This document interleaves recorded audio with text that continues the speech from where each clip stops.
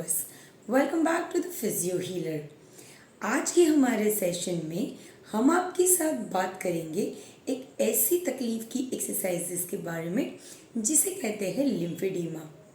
अब ये लिम्फेडीमा होने के बहुत सारे रीजंस हैं। उनमें से एक रीज़न है पोस्ट सर्जिकल लिम्फेडीमा। पोस्ट सर्जिकल लिम्फेडीमा जो कि मेनली आफ्टर ब्रेस्ट कैंसर मास्टेक्टमी जिसे कहते हैं कि रिमूवल ऑफ ब्रेस्ट के बाद जो अपर लिम्ब में देखने को मतलब हमारे हाथों में जो देखने को मिलता है उसे कहते हैं पोस्ट सर्जिकल लिम्फेडीमा।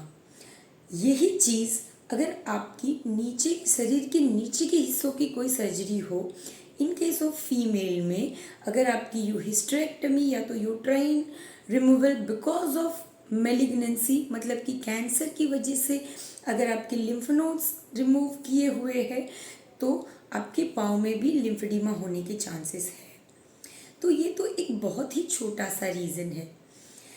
आज हम उस बारे में बात नहीं करेंगे।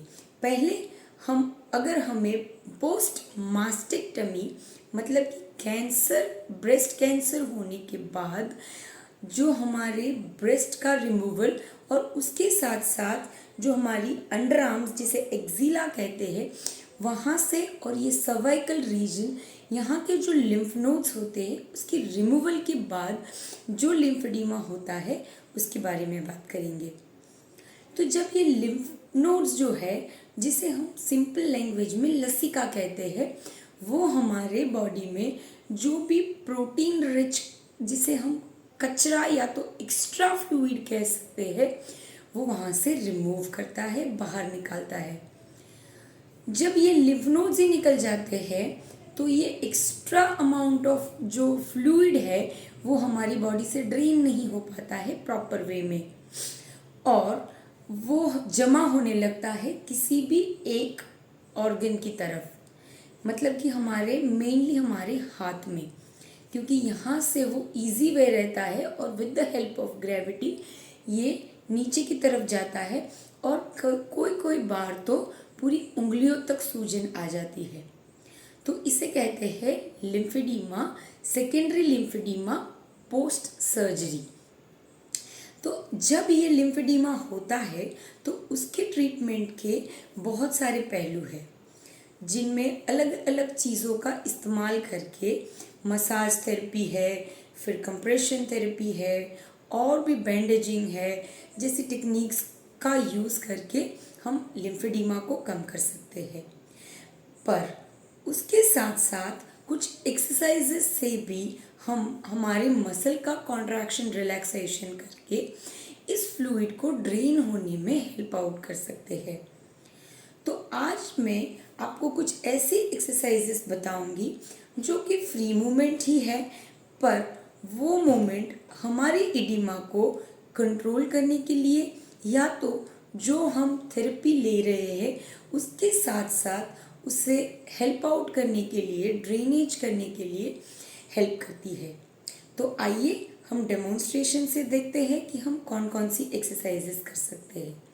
तो सबसे पहले शुरुआत करते हैं गर्दन से, क्योंकि सर्वाइकल लिम्फ नोड्स यहाँ के जो लिम्फ नोड्स है काफ़ी बार अगर मेलिग्नेंसी ज़्यादा फैल गई है तो कुछ लिम्फ नोड्स यहाँ के भी रिमूव होते हैं, तो उसकी वजह से ये पूरे पोर्शन में भी सूजन आने के चांसेस रहते हैं। तो शुरुआत करते हैं गर्दन से। सबसे पहले गर्दन को नीचे लेके जाना है, फिर ऊपर लेके आना है, नीचे लेकर जाना है, ऊपर लेके आना है। ये हम 10 बार करेंगे। उसके बाद गर्दन को लेफ्ट साइड, फिर सेंटर में, फिर राइट साइड, फिर सेंटर में, फिर से left side, centre, right side, centre, ये करेंगे। उसके बाद तीसरी एक्सरसाइज गर्दन को साइड में लेके जाना है, सीधा, फिर दूसरी साइड, फिर सीधा। ये सभी एक्सरसाइज के 3 रिपीटेशंस मतलब कि 3 बार हम सेट्स में करेंगे। जैसे कि पहले 4 से 5 बार किया, फिर से 4 से 5 बार करेंगे, फिर से 4 से 5 बार करेंगे, ताकि आपकी कोई भी मसल्स जो है वो ओवरयूज़ ना हो जाए और आपको पेन ना हो। उसके बाद हम कंधों की एक्सरसाइज शुरू करेंगे, जिसमें आपको सिंपली आपके कंधों को ऊपर लेकर जाना है, नीचे लेकर आना है, ऊपर लेकर जाना है, नीचे लेकर आना है।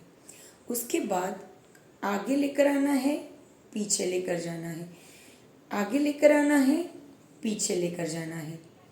ये थी कंधों की कुछ एक्सरसाइज। फिर दोनों हाथों को कंधों पर रखकर सर्कल्स करने हैं, सीधे सर्कल्स करने हैं, फिर हमें उल्टे सर्कल्स करने हैं।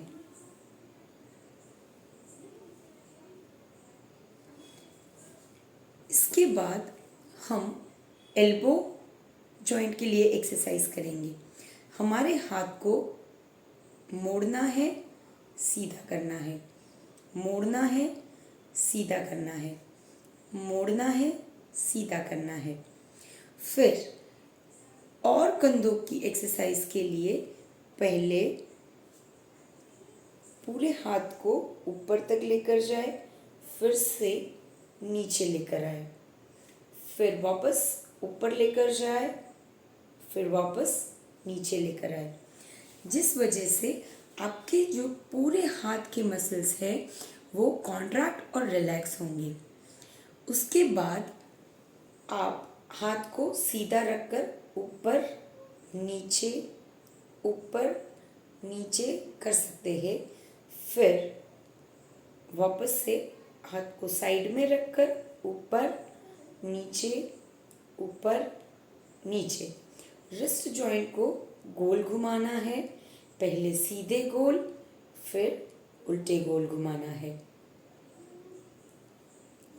फिर हाथों को सीधा रखकर उसकी पंपिंग करनी है, और पॉसिबल हो सके तो हाथों को अपने हार्ट लेवल से ऊपर रखें और फिर पंपिंग करें।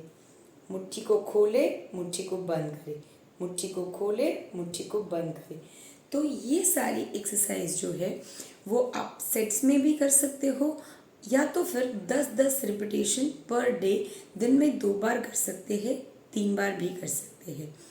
तो ये एक्सरसाइजेज जो है वो आपको हेल्प आउट करेंगी कि आपके जो फ्लूइड कलेक्ट हुआ है अब आपकी सर्जरी के बाद से उसे ड्रेन करने में हेल्प करेगी। लिम्फेडिमा की ट्रीटमेंट में और भी बहुत सारी चीज़ों को हम ऐड ऑन कर सकते हैं, बट ये जो है वो एक छोटा सा पार्ट है जो आपकी ड्रेनेज करने की सिस्टम में हेल्प आउट कर सकता है।